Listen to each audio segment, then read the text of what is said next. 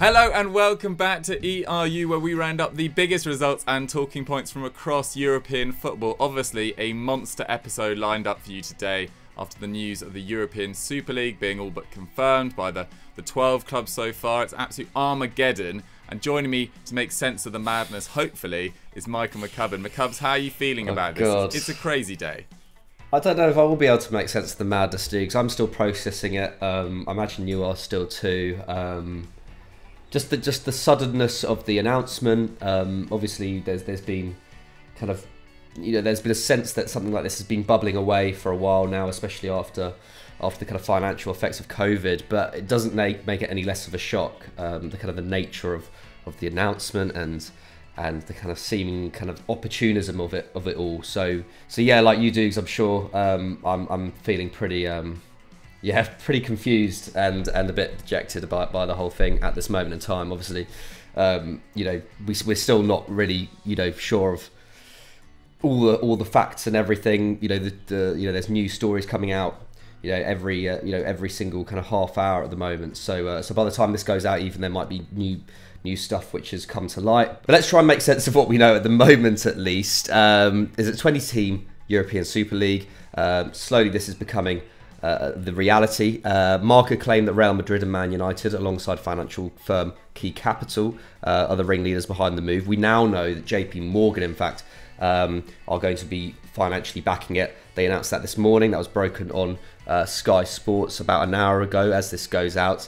And Dan Rowan, the BBC News sports editor, has backed up this by claiming that Man United and Real Madrid are the ringleaders.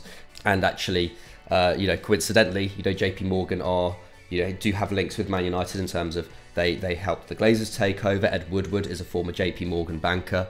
JP Morgan also last year said that they would back a kind of incorporated version of the Atlantic League, which would have involved Scottish clubs, I think Portuguese clubs, and Scandinavian clubs as well.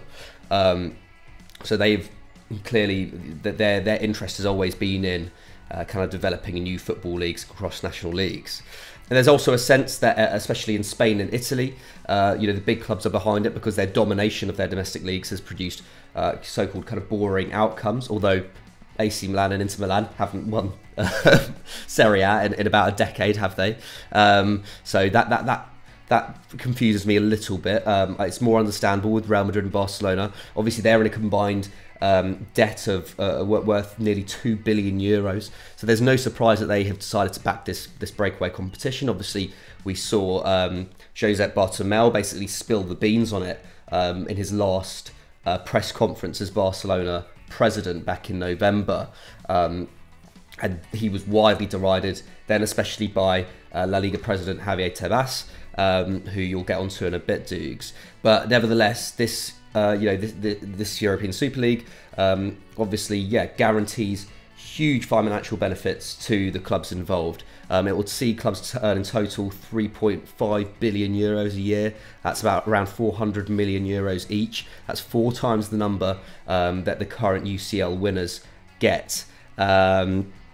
Dukes, what has the reaction been like in Spain in particular? Yeah, I mean, I think similar to over in the UK, there's been a lot of shock, there's been a lot of anger, and people are just trying to process this monumental news that, although it's been talked about the European Super League for over 10 years at least, and the Champions League was restructured around the desires of these biggest clubs as well in the 90s and then again in the 2000s as well. But this feels like the biggest change in European football for 70 odd years or so, and it's shocking that 2 clubs in Real Madrid and Barcelona, who have won 18 European Cups between them, would get so invested in an idea that it's going to destroy the Champions League as we know it. And obviously, as you mentioned, La Liga President Javier Tebas has come out and condemned it in the strongest possible words. He tweeted, "At last, the PowerPoint Super League gurus will come out of the 5 AM bar drunk on selfishness and a lack of solidarity." He then claimed that UEFA, the European leagues and La Liga have been preparing and they will get an answer. But as I said, we can't act all that surprised. Florentino Perez has been around he's been talking about this since 2009. The fact that the Barcelona and Real Madrid are in so much debt They've, seen this as an opportunity to try and get some parity with the Premier League clubs. I'm really surprised that the Premier League clubs are willing to do this when, they've got such an advantage in terms of financial spending over the rest of Europe at them right now. I feel like they haven't really thought this through. It's going to equalise them.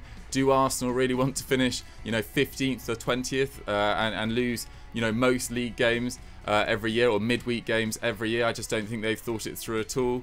And what is so disturbing is that Florentino Perez has tried to dress it up as doing good for the entirety of the game. He said it will help football at every level, but they're offering 434 million euros to the rest of Europe. That's the same as what each member is set to get. So there's no argument they are doing this for purely selfish and purely greed reasons. And I just don't think there's the appetite to watch this league at the moment. I mean, what makes the Champions League so special is you get unique ties, you get unique moments. We're watching Chelsea versus Real Madrid in a couple of weeks' time. We haven't seen that in the Champions League before, at least for about 40 years. I don't think they've played each other.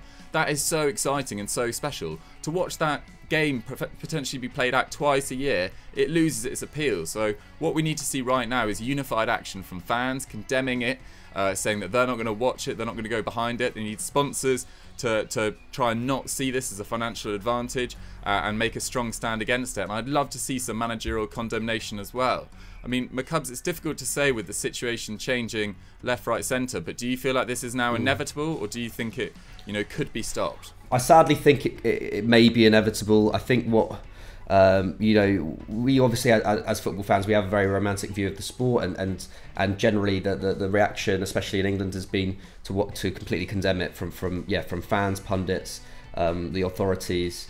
But I think there's we forget that there was some statement put out earlier where the Super League and the people involved in it consider the traditional fan bases as legacy fans, and that they're focusing on the future football fans, and that is obviously the global the global fan base, which has become so enthralled by European football in the last 20-30 years, and I think they are answering to an appetite to see these games happen so often. There's a reason why La Liga became so massive when it was Ronaldo versus Messi multiple times a year, but obviously that doesn't make it right, and it's just really worrying. And it's not only the men's game. Obviously there's plans to make a women's Super League as well, which in theory could be a good thing, because it will obviously bring unprecedented funding into the women's game. However, it will be concentrated among 15 to 20 clubs. I imagine perhaps the same clubs who are in the men's Super League, and that includes Man United, who have only been a women's club again for two years now. Real Madrid have only just established their women's team, and wouldn't include teams like Lyon and Wolfsburg, who are such fantastic female teams. Exactly. So that is a cause for concern as well, although there's been obviously less information about that. But yeah, ultimately I think it will kill the kind of romantic side of the game that we've obviously grown up to love. Obviously our job is in football, and if this were to happen, we would be obliged to cover it. But ultimately, first and foremost, we're football fans, and everything that I fell in love with about football growing up was exists in a world completely separate from what the European Super League would spell. We're watching Chelsea versus Man City on the weekend. I love the FA Cup semi-final weekends are one of my favourite weekends of the year. We saw a great game between them. Like, the FA Cup would pretty much be dead in the water if a competition like this happened, just because the fixture schedule would be so congested. The top clubs really would, I think, completely disregard it. So yeah, I think it kills so many of the reasons why we loved football in the first place. I don't know how you feel about it, Dukes, or if you have anything to add. Yeah, I totally agree. It's the very essence of football is you want to see underdog victories. You want to see, a chance for anyone to win a game and win a league. Whereas in a European Super League where you've got fixed members, irrespective of their performance, that's just against the very nature of the sport we love. I totally agree. But guys, we want to hear from you guys all around the world. What has been the reaction to this news in your country? What are you thinking, Spanish fans, about Real Madrid, Barcelona and Atleti? We should mention they're getting involved as well. Although, from their perspective, if they're being offered a seat at this table when they don't really have the same European pedigree as the other two,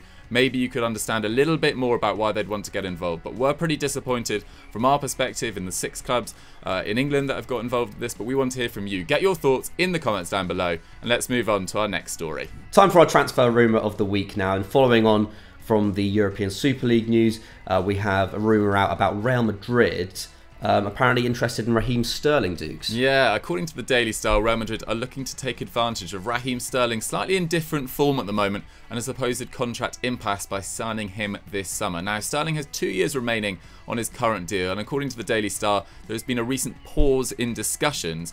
This move, of course, could be funded by Real's participation in the European Super League. Of course, if they get a massive influx of cash through this disgusting, really, league deal, then they'll use this on transfers that maybe they wouldn't have previously been able to make.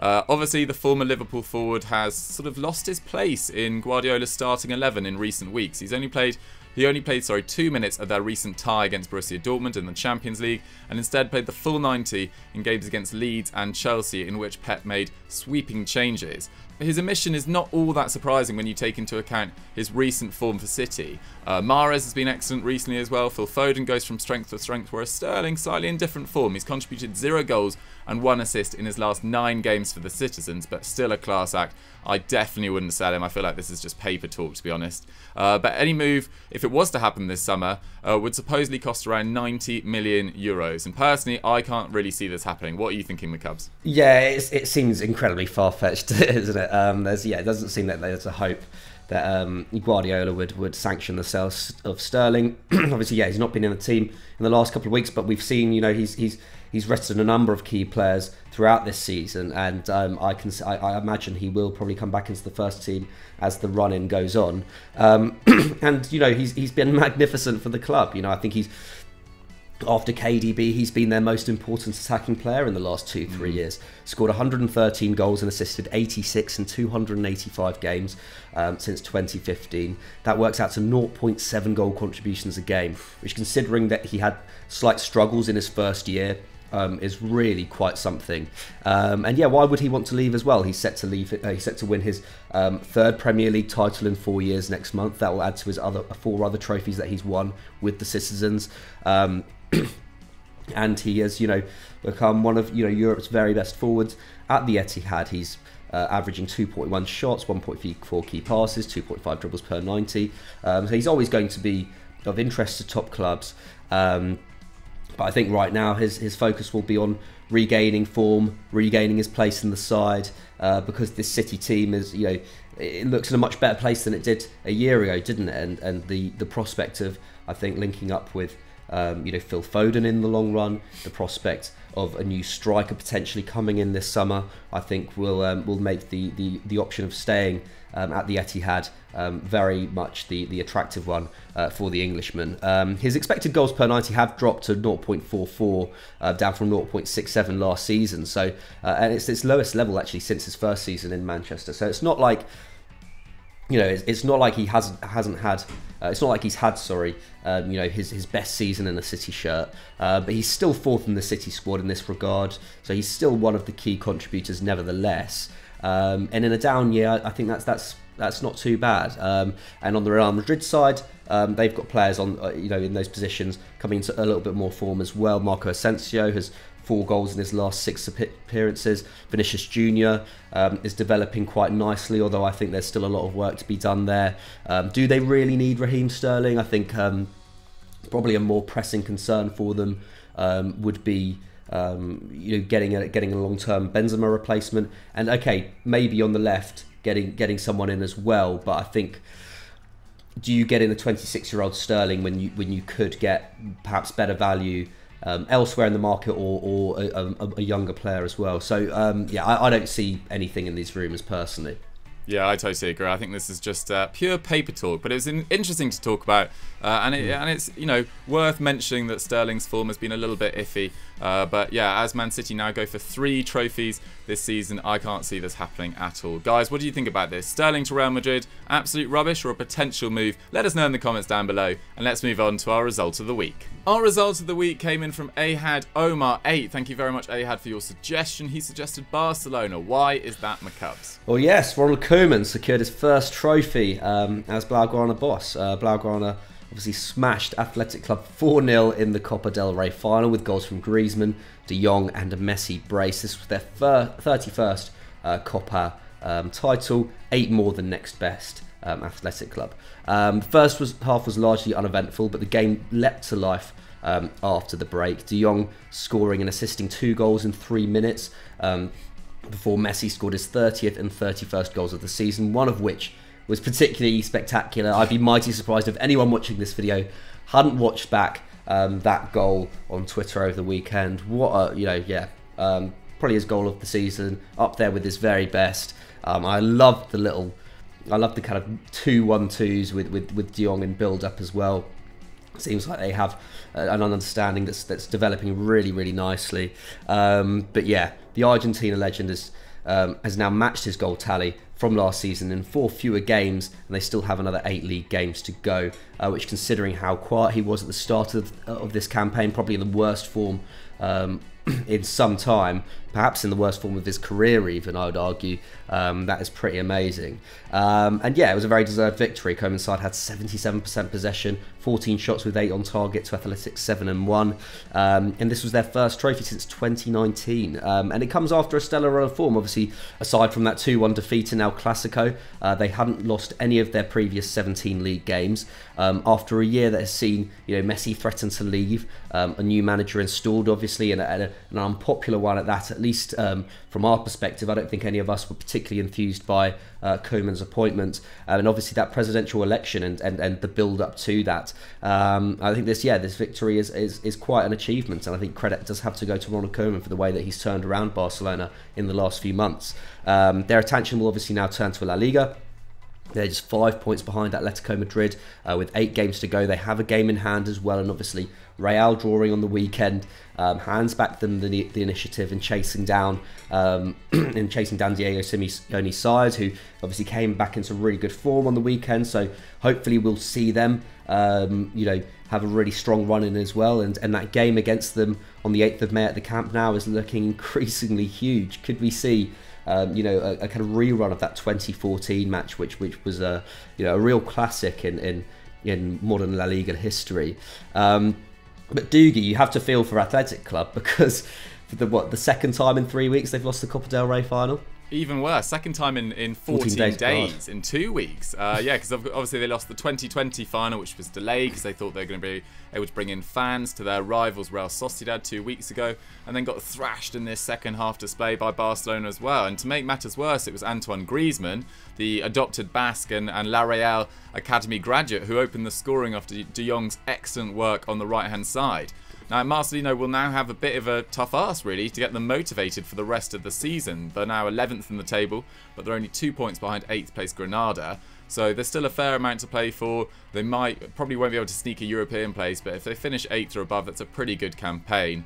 And it's no easy task coming up against Barcelona, and specifically Messi at the moment. He's been in ridiculous form. 14 goals and 6 assists in his last 13 games. What an incredible record. Frankie de Jong, also brilliant. One of the storylines of the season, his renaissance at Barcelona after a slightly underwhelming first campaign, but what a dynamic, all-action midfielder he's turned out to be. He just looks like one of the best midfielders in the world this year, and he's now contributed 7 goals and 8 assists in 44 games this season, compared to 6 goal contributions in 42 games last season in all competitions as well. So really stepped up his attacking output. And they've got a great chance of winning the league, Barcelona, I think. They've scored 16 more goals than next best Real Madrid. And the El Clasico was the first time in 9 games that they conceded more than 1 goal in a single league game as well. So working well at both ends of the field. That new formation, 3 at the back, is working well for Koeman. A lot of players in great form. Jordi Alba's been exceptional recently. Griezmann coming into his own. Ousmane Dembele, who didn't start this game as well.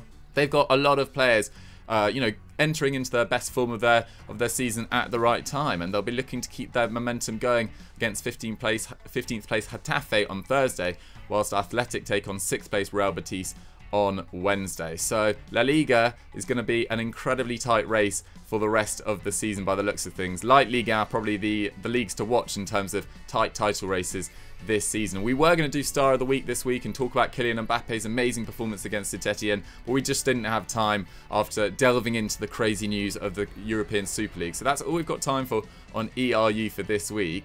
McCubs, I mean, you know, we'll probably have one topic that's going to dominate most of our content this week in the European Super League, but it should be a blockbuster week on Euro Football Daily and Football Daily. Oh yeah, massively. And if you want to get that started, there's actually a piece of content that we put out at the end of 2019, but it's still very relevant, presented by yourself, Dougs, I think researched and written by yourself as well.